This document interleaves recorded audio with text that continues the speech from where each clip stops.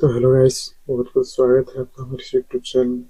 आज हम बात करने वाले हैं राज्य के बारे में। ठीक है, तो राज्य के बारे में बात करने वाले हैं हम कि राज्य किसे कहते हैं, राज्य का अर्थ या राज्य किसे कहते हैं। फिर हम जानेंगे राज्य की परिभाषा, विद्वानों ने राज्य के बारे में क्या क्या परिभाषा दिया है उसके बारे में जानेंगे। फिर हम जानेंगे इसके तत्वों के बारे में। ठीक है, जैसे कि किन किन चीजों से राज्य का निर्माण होता है, तो उसी को हम लोग तत्व कहते हैं। तो किन किन चीज़ों से राज्य का निर्माण होता है हम उसके बारे में भी जानेंगे। तो सबसे पहले हम जानेंगे राज्य किसे कहते हैं। ठीक है, देखिए सबसे पहले मैं एक इंफॉर्मेशन वीडियो आपको बता देता हूँ। देखिए, पिछले वीडियो में आप लोगों ने राजनीति के बारे में जाना था। ठीक है, तो राजनीतिक शब्द और राज्य शब्द, इन दोनों शब्द का मतलब एक ही होता है। ठीक है, आप लोगों ने पिछले वीडियो में जाना था कि राजनीतिक का मतलब होता है राज्य, नगर राज्य होता है। राजनीतिक का मतलब होता है नगर राज्य। तो राज्य शब्द का भी वही मतलब होता है, नगर राज्य। ठीक है, और ये दोनों ही शब्द यूनानी भाषा के पोलिश शब्द से बना है। ठीक है, राज्य और राजनीतिक ये दोनों शब्द यूनानी भाषा के पोलिश शब्द से बना है। इससे आपको कंफ्यूज नहीं होना है। ठीक है, देखिए राज्य को अंग्रेजी में हम स्टेट कहते हैं। इस शब्द की उत्पत्ति यूनानी भाषा के पोलिश शब्द से हुई। ठीक है, राजनीति शब्द का भी मतलब पोलिश शब्द से ही उत्पत्ति हुई। तो ये एक ही शब्द है, इसका एक ही मतलब होता है। राज्य और राजनीतिक का एक ही मतलब बनता है। ठीक है, देखिए प्राचीन समय में यूनान में नगर राज्य को पोलिस कहा जाता था। ये तो आपको भली भांति पता है।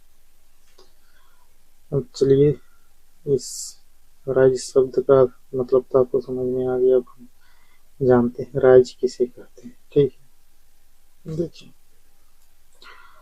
राज्य को बनने के लिए चार प्रमुख तत्व निम्नलिखित है। राज्य के निर्माण के लिए चार चीजों का होना बहुत आवश्यक है।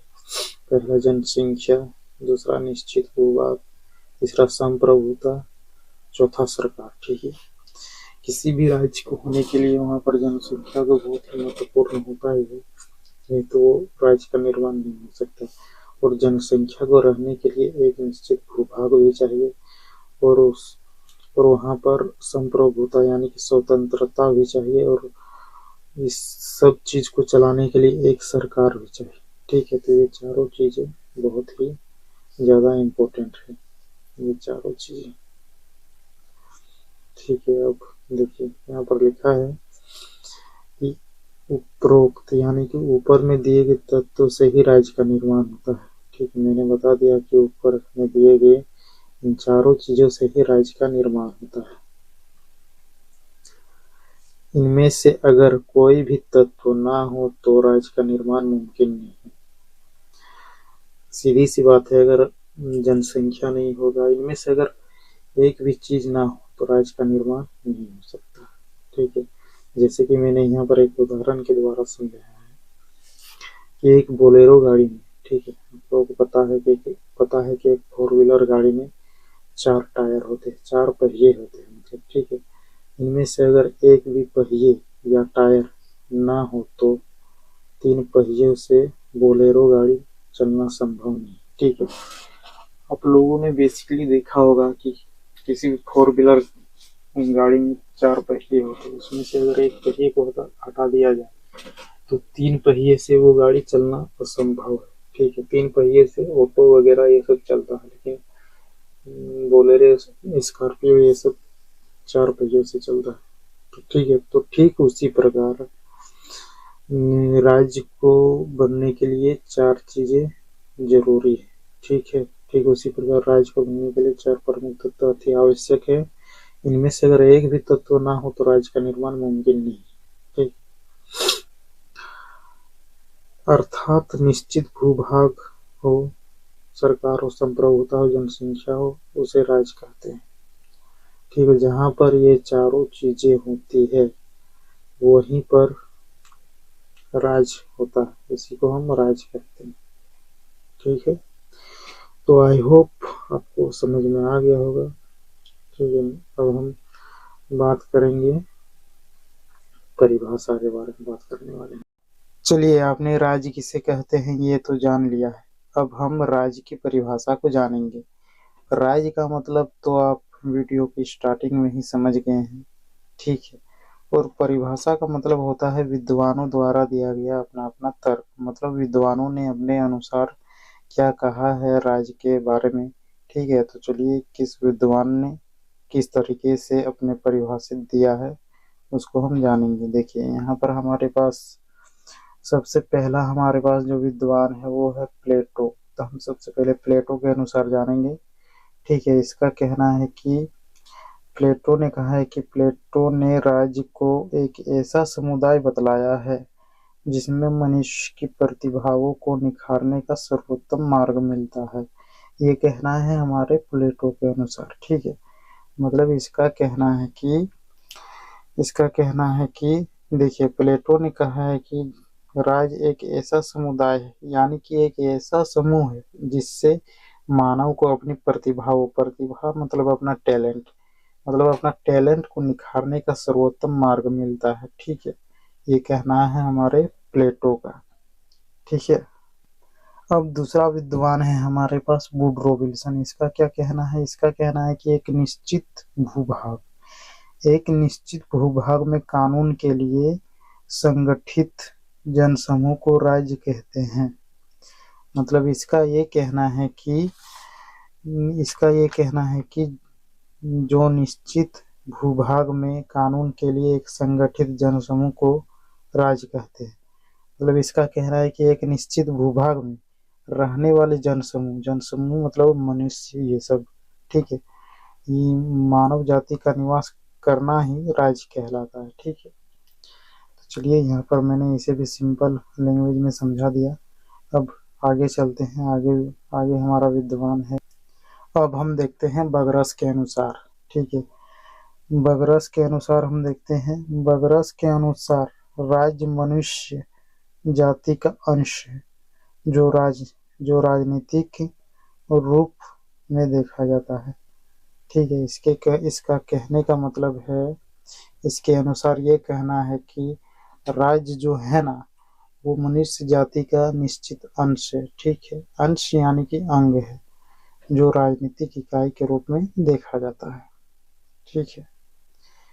मतलब राज्य जो है वो मनुष्य का निश्चित अंश है जो राजनीतिक इकाई के रूप में देखा जाता है, ओके।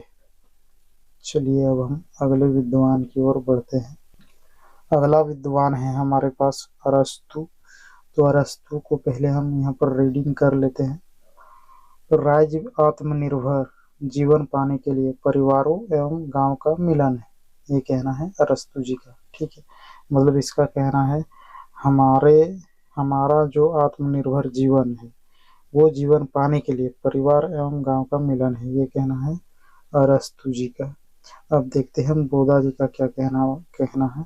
तो बोधा जी का कहना है कि राज्य परिवारों का एक समुदाय है जो तर्क तर्क की सर्वोच्च शक्ति के द्वारा शासित होता है। ये कहना है बोधा जी का, ठीक है। मतलब बोधा जी का ये कहने का मतलब है जिसके पास तर्क करने की सर्वोच्च शक्ति रहेगा वो इस राज्य का शासन करता है। ये कहना है बोधा जी का, ठीक है। तो चलिए, आई होप कि आपको ये मतलब परिभाषा समझ में आया है। तो यहाँ पर जितने भी विद्वानों ने राज्य से रिलेटेड अपना परिभाषा दिया था सभी को मैंने दिखाने का प्रयास किया है। अब हम आगे चलते हैं, ठीक है। तो वीडियो की स्टार्टिंग में ही मैंने आप लोगों को बता दिया था कि राज्य किसे कहते हैं, राज्य की परिभाषा। अब हम राज्य के तत्वों के बारे में जानेंगे, डीपली से जानेंगे ताकि आप लोगों को समझ में आ जाए, ठीक है। तो देखिए, पहले मैंने आप लोगों को बता दिया था इसके तत्वों के बारे में, जनसंख्या के बारे में, संप्रभुता के बारे में, सरकार और निश्चित भूभाग के। तो चलिए, इसको हम एक एक करके समझेंगे, ठीक है।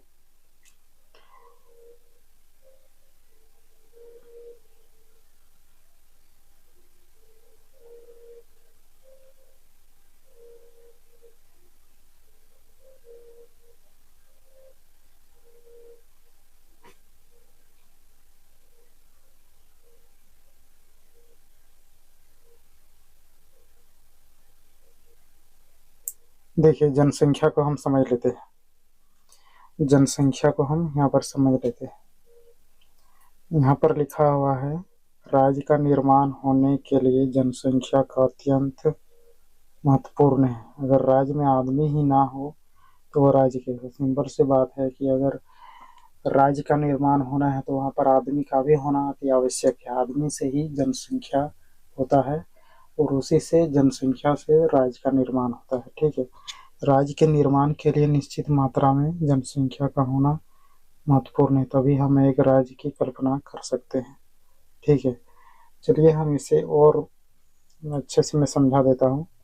आप लोगों से निवेदन है कि आप इसे ध्यान से सुने।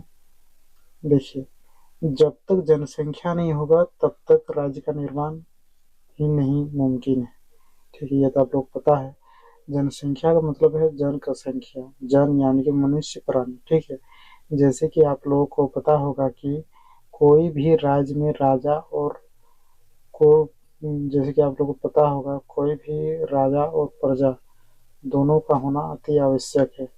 ठीक उसी प्रकार राज्य का निर्माण हेतु जनसंख्या को होना अति आवश्यक है। ठीक है, अगर आदमी ही ना नहीं होगा तो वह राज्य कैसा, वह तो राज्य ही नहीं होगा ना। ठीक है, तो आदमी का होना अति आवश्यक यानी कि जनसंख्या का होना अति आवश्यक है, जरूरी है राज्य का निर्माण के लिए। ठीक है, अब हम देखेंगे यहाँ पर भूभाग भूभाग को हम देखने वाले हैं। चलिए अब हम निश्चित भूभाग को देखते हैं। तो यहाँ पर लिखा है राज्य का दूसरा आवश्यक तत्व भूभाग है। ठीक है, जनसंख्या होने से सिर्फ नहीं होगा, जनसंख्या को रहने के लिए एक जमीन भी तो चाहिए ना। भूभाग को तो चाहिए, मतलब कि आदमी को रहने के लिए एक मतलब जमीन भी तो चाहिए। ठीक है, तो यहाँ पर लिखा है राज्य की सीमा के अंतर्गत आने वाले भूमि प्रदेश भूखंड कहलाता है।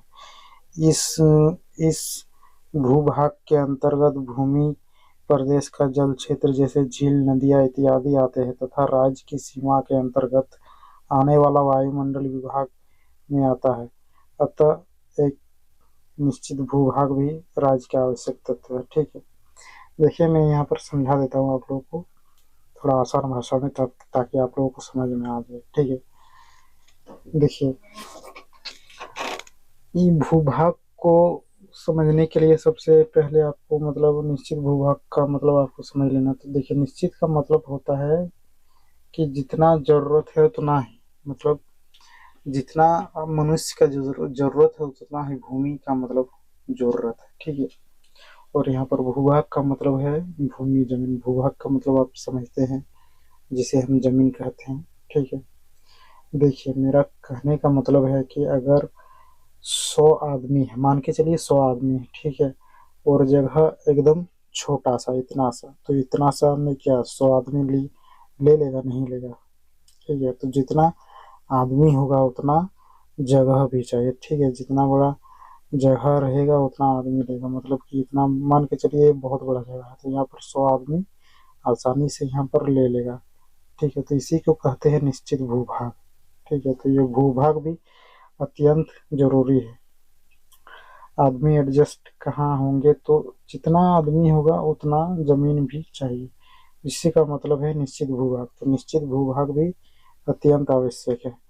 जनसंख्या होने के बाद अगर दूसरा कोई जरूरत होता है तो वो निश्चित भूभाग होता है। ठीक है, तो चलिए अब हम सरकार को समझते हैं।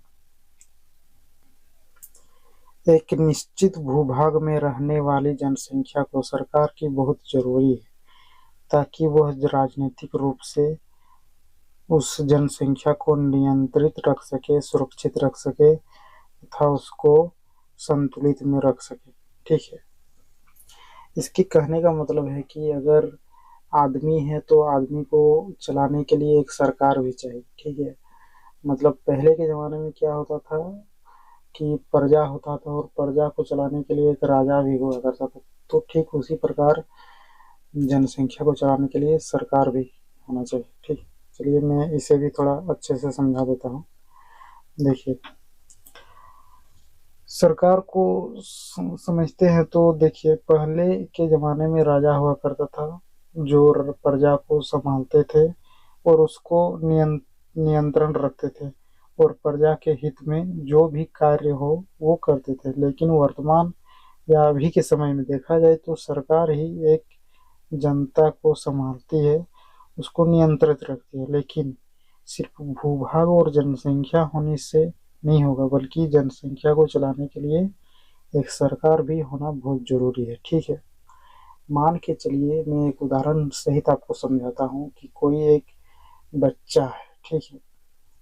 तो बच्चा को संभालने के लिए क्या होता है, उसको उसका माता पिता होते हैं, उसी के माता पिता जो है बच्चा को पालन करते हैं, उसे बड़ा करते हैं, ठीक है। ठीक उसी प्रकार जनसंख्या को चलाने के लिए सरकार चाहिए, वही उनका नियम बनाता है सरकार, और वही उस जनता को चलाती है। ठीक है, तो आई होप कि आपको ये सरकार का मतलब समझ में आ गया होगा। अब हम लास्ट हेडिंग समझेंगे संप्रभुता के बारे में। ठीक, देखिए ये आखिरी और लास्ट पॉइंट है, इसे आपको अच्छे से समझ लेना है। सबसे पहले हम संप्रभुता का मतलब समझ लेते हैं। देखिए संप्रभुता का मतलब है स्वतंत्र होना। ठीक है, मतलब सरकार जो भी नियम बनाए उस पर कोई भी अंकुश ना लगाए। सरकार मतलब पूरी तरीके से स्वतंत्र होना, उसी को हम संप्रभुता कहते हैं। ठीक है, चलिए इसको हम एक बार रीड कर लेते हैं। संप्रभुता राज्य का सर्वोत्तम महत्वपूर्ण तत्व है। संप्रभुता का अर्थ है राज्य तथा आंतरिक मामलों में स्वतंत्र। ठीक है, स्वतंत्र होना संप्रभुता कहलाता है। ठीक है, और उसकी समस्त संस्था उसके अधीन हो, मतलब उसके जितने भी प्रजा हो वो सरकार के नियम में चले। ठीक है, देखिए संप्रभुता का मतलब होता है स्वतंत्र। ये तो मैंने बताया अभी अभी, मतलब सरकार जो नियम बनाए उसको रोकने वाला कोई नहीं हो, उसी को कहते हैं संप्रभुता, मतलब पूरी तरीके से स्वतंत्र होना। तो अब देखते हैं, तो राज्य में संप्रभुता भी होना अति आवश्यक है, ताकि राज्य में कोई भी नियम हो तो उसे कोई रोके ना। तो यही चारों का मतलब है। ठीक है, संप्रभुता का मतलब है नियम जो भी बनाए उसे कोई रोके ना। तो चलिए मैंने इन चारों को समझाने का प्रयास किया। मैंने यहाँ पर जनसंख्या को भी समझाया, भूभाग, सरकार, और लास्ट में मैंने संप्रभुता को समझाया। ठीक है, तो इन चारों चीज़ों का होना अति आवश्यक है, तभी एक राज्य का निर्माण हो सकता है। तो आई होप आपको ये वीडियो पसंद आया। वीडियो पसंद आया तो वीडियो को लाइक करें, चैनल को सब्सक्राइब करें। इसी तरह की वीडियो पाने के लिए चैनल को सब्सक्राइब जरूर करें। Thank you. जय हिंद, वंदे मातरम।